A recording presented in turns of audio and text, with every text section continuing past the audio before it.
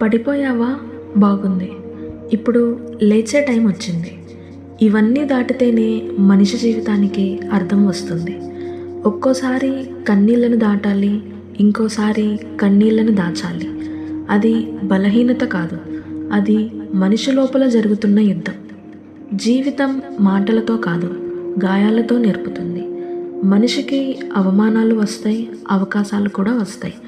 కానీ నిలబెట్టేది ఒక్కటే, నీ ధైర్యం.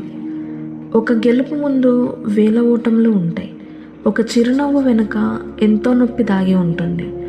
ఎవరో చూడని రాత్రుల్లో కన్నీళ్లు కారుస్తూ ఉదయం మాత్రం నవ్వుతూ నిలబడే వాళ్ళే నిజమైన విజేతలు.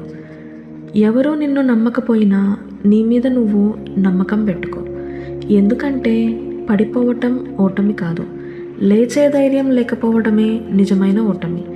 జీవితం నిన్ను పరీక్షిస్తుంది, నిన్ను ఓడించడానికి కాదు, నీలో ఉన్న అసలు శక్తిని బయటకు తీసేందుకు. ఇవన్నీ దాటితేనే మనిషి జీవితానికి అర్థం వస్తుంది.